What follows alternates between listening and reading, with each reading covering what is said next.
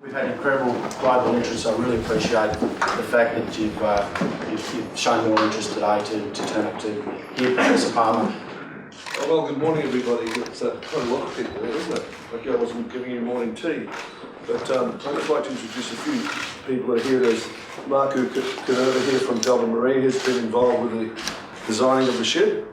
And of course, we've got here Terry Ismay, who's the great nephew of Bruce Ismay of White Star Line fame, which I'm sure you're all familiar with. And we're coming tonight to have a great function. We're going to unveil the plans for Titanic II. I hope you enjoyed the presentations this morning. Just to preempt a couple of questions. All that you saw was Titanic II, it wasn't Titanic, the second one. There are all the animations that have been done from some of our designs to give you an idea and a feeling what Titanic II will be all about. I guess Titanic II for us is a great monument to all the British seamen that have gone to sea from Southampton or from other ports in England throughout the world. All of them have given great service to the country and created a greater understanding between nations and rising living standards over the last 200 years. So it's a very exciting venture for me. I'm very excited to be able to contribute to it. My name is Keith Hamilton. I'm from the Daily Echo newspaper in Southampton. There is concern in my city. We lost 550 seafarers on Titanic, and there are a lot of relatives still alive who have a real connection with that incident. There are some concerns that, putting it bluntly, you're making money on the back of 550 dead seafarers. Well, we haven't made any money yet, and we still may not make any money. So, of course, we'll be at Southampton, I think, next Monday for a breakfast. There's 180 people coming to that breakfast, but you've got to remember that Titanic itself took 6 years to design and build. It involved a lot of work by a lot of craftsmen. It's very fitting that that work is remembered, and also it's very important when we look at the Titanic story that we look at it in a positive way. The courage of the seamen, the fact that the story really opened up shipping in the new century for a whole different way of operating. You know, we've seen our ships today wouldn't be as safe if we didn't have a Titanic. We've learned a lot from that, and it's fitting that 100 years later that we should be mature enough to pay tribute to those people. As I said, we haven't made any money at the moment. It's just cost us money, right? But if I'm dead in 100 years' time and someone wants to spend some money commemorating my life and the things that I've done, I'll be very happy about that. I don't think we should forget them. We all see after the First World War, we say, lest we forget. So why should we forget those 500 seamen in Southampton? Can you answer me that one? I don't think we should. Why shouldn't we hail their bravery and what they've done and go back to a time when things were different? As I said, in 1912, we had a different society. Things were simpler then. I can tell you this morning, make a very important worldwide announcement that there'll be no internet, there'll be no Twitters, and there'll be no email on Titanic II. It'll be a chance for you to return to a different age when men looked at women differently, when there was a whole different social fabric. We see in our society today the highest divorce rates that we've ever seen in the history of man, and that's not a good thing. It's not a bad thing to say you can go on a ship where you can take some time to be with your family and your friends. I hope that answers it. Sorry, a bit long. Yeah. Well, President of British Titanic Society, the ship itself could be said to be exactly the same as the original, plaything for the rich, but are you going to open it to the public and school parties as an educational tool as well? Well, first of all, the ship, when we think of Titanic first as a ship, it wasn't just for the rich, it wasn't just a plaything. We've got to remember a lot of people left England and Ireland bound for a new life, a new world, with a lot of hopes, a lot of aspirations. They weren't people that just travelled on the Titanic, there were people that travelled on other ships, and they all had a dream, and we've seen that their dream became the American dream. Now, we all know what the United States has become. It's because of these sort of people that this happened, and I think it's fitting to remember that. Of course, it plays an historic part of history, and that's why it should be available for people to know what it's like and what it's about. And when the ship's in port, there are plans afoot to have parties going on board to look at parts of the ship and to see and remember what it was all about. After all, this is not a fantasy, this is not a movie, this is a reality, this is a real ship. And when we say we're building Titanic II, it's not exactly the same as Titanic. The experience is the same, the rooms are the same, but it's 4 metres wider, so it's got greater stability. we've got an additional deck, which we call the safety deck, where we've got a whole series of Atlantic life rafts, so lifeboats there. So, you know, now you can see from the bridge over the bow. Those sort of things are different. But for everyone, seriously, it's the same experience as Titanic was. It's a chance, we know, when we see the movie with James Cameron, the story of Rose and Jack, it's as old as Romeo and Juliet.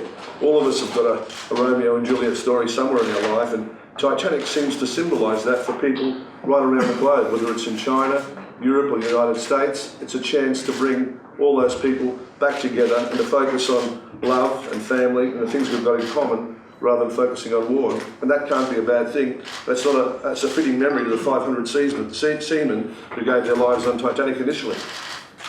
Sorry, get there? Yeah, I presume that on the original Titanic, most of the crew were from the UK. Where are you going to be sourcing your crew from? Well, because we live in a global economy today, we'll be sourcing the crew globally, certainly from the UK and certainly from other areas. But well, this Titanic story has become a lot bigger than the United Kingdom. It's become a global thing, and we've got to recognise that. And it's not bad that British designers, British technology, and what the service that England has given to the rest of the world is recognised. And we don't want to just hold that back for ourselves. So we'll be sourcing the best people we can from the global community. Sorry? Clive, when you said that it would be open to parties to go on board when it's in port, do you mean it will be open to the public? People can just turn up with pay a nominal fee and well, one of the questions I had in the New York press conference is that New York journalists are very tough, you know. They were looking at the plans and they noticed that Titanic II is 3 inches longer than Titanic was, you know, 3 inches. So one guy got up in the press conference and said, why is Titanic II 3 inches bigger, you know? I said, well, 3 inches can make a difference. But anyway, I said it was 3 inches bigger because we're putting a little camera on the bow, right? And that camera, you'll be able to stand on the top of the bow, put your arms out and do a snap done. And that's primarily for people who'll be visiting Titanic when it's in port. And we think we can get up to 10,000 people a day visiting the ship in New York and elsewhere. And a lot of them want to have their photo taken at the bow of Titanic II. Now, of course, without our design, and we just may happen that we happen to make money out of that, but that's not really what it's intended to do, so we'll have to apologise if we do make money out of that, but that'll make all you journalists happy. But it's a good thing, because I think everyone will have a chance to be part of the Titanic, even if you can't travel on it or you haven't got the time or whatever. You're right there. Professor Palmer, do you really think that there's going to be enough demand for people who want to sort of recreate this experience, going back and forth, you know, in a sort of, you know, in this period where, when, you know, Queen Mary II, for example, which flies that route every few days, that isn't always full. Well, when was the last time we went to a press conference for Queen Mary II? Do you remember that? Well, when she was launched, I imagine. Was there as many people in the room? I wasn't at that press conference, but that's not the point. What I'm trying to establish is, do you really think there's a demand for people to go on this ship? I mean, after the initial novelty has worn off. Well, I'll be going on it, and you know, I don't maybe that's from novelty from well enjoyed, but we've got 40,000 people who've requested tickets, so you'd have to ask them now. 40,000 is not too bad before we've actually launched the plans for the vessel, right? So it does indicate that people don't want to travel on cruise ships that are floating apartment blocks. Why do you go on a cruise ship, or why do you go to a resort destination? It's because you want to have a different type of experience. You want to spend some time with your family. Cruise ships today are not meeting that need in people's heart. And of course, this is not Titanic, this is our time. It's our time that we can board the Titanic in our generation, and we can make history. The Titanic II comes along in the tradition of an earlier vessel. And yeah, I do think there'll be enough people and they can make money out of it. And although I must say to you, money wasn't my primary consideration for doing this, it looks like, unfortunately, I'll make a lot of money out of it again. What do you say to Dave Monk from Metro? What do you say to people that say this is just a big hoax? You haven't signed a contract. This is just, you know, publicity seeking. Well, I'll just say it's bullshit, really. Yeah, because you know, we're building 4 ships now bigger than the Titanic at the shipyard, right? I'm not somebody with no money, you know. I've got enough money to build the Titanic 10 times over if I wanted, you know. It's not me that's creating the publicity, it's all of you people who are coming here today because you decided this morning that you thought there was a story in this. You thought there was something interesting about it. So you decided to come to the press conference. So we could have come here and Andrew might have got anybody here, you know, without the sacking them. Anything else? But have you signed the contract? We've signed an MOU and we've signed 4 contracts with the existing shipyard to build 4 other ships, which the first steel cutting of those ships goes down next week. It goes down the first week of April, right? And we intend to sign a contract on this one in the next phase. Titanic took about 3 years, just 6 years altogether to design and construct. We've been going on this project 9 months and we're already up to where they were in year 2.5 sort of thing, so we're well ahead of schedule, right? But it's not a big thing for me if it takes an extra week or it takes an extra month. You know, it just means I can earn more interest on my money while I'm waiting to pay to the shipyard, you know? Sorry, guys. What happens when the ship reaches the point in the Atlantic where the original ship sank? Well, I think there'll be a lot of symbolic, it'll be very symbolic for the world because Titanic II will be taking up the baton, the torch, not in a physical sense, I guess, but in a metaphysical sense, but we'll be carrying those hopes and dreams in the New York harbour.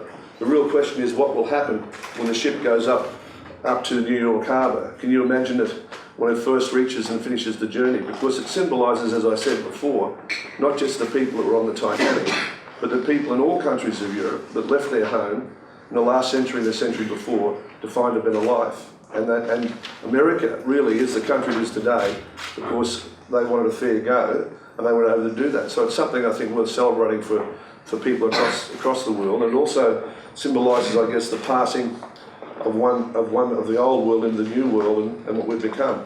I think it's exciting because we've now linked it in with China, so you're linking what's happening in Asia with Europe and with the United States, and it's a project focusing on things we have in common, like love for our partners, like a family, and the concept of the whole thing that brings us together. So hopefully it can be a catalyst for some of the negative forces that exist in the world. All right. Mighty Phoebe from the German Titanic Society. So do you think the interest is big enough to fill the ship, I think, for 20 years with passengers? Because we saw your presentation and I'm very happy that it looks very similar to the original Titanic, but you don't have balcony cabins, you have a very small pool, so all the stuff that modern cruise passengers want on a cruise ship. So do you think the interest is big enough to fill the ship for many years? Well, I can't tell you what it's going to cost us exactly. I can tell you the projected revenue on the current tickets more than pays for it. Okay, so I don't think there's a problem about money. But when you reach my advanced stage of years, I'm 58 now. Most people normally build a ship or do something like that in their spare time. So I wanted to have something in my life that I can look back on and enjoy. So I'm quite happy just building the Titanic. I'm happy because I think it's a good thing to do. So it's not my prime consideration. You're right, Jeff? No, obviously it's an ominous name to have chosen. There are other great transatlantic ships of the past. Why specifically? Because I think the Titanic represents a critical turning in cruising for the world. It's a time when standards changed, when people got together, and also represents a realisation for people that human life's important. In third class, what sort of discount are they going to get on second class? And no discount on second class passengers get on first class? There'll be no discounts on Titanic. Have you had any conversations with James Cameron about his been his input? None. He was invited to our dinner but declined to come. But Mr. Cameron has said that he'd done everything there was to do with the Titanic. He'd dived the wreck, he'd made the movie, there was just nothing else to do. So I think there is. The Concorde and all that was about human error. And will there be human errors in the future? Of course there will be, right? And do people live and do people die? Of course they do. What's the most important thing is that what you do while you're alive, Going on the Titanic II is going after a challenge, doing something different. You haven't been on Titanic II before, but you want to go on now. I bet you after you would go on Titanic, would you buy a ticket if you could? Oh, yeah. Well, there you are, we've got one for tickets. so hopefully you'll all put your hand up and go to bluestar.com and put your name down for tickets and you can have one too.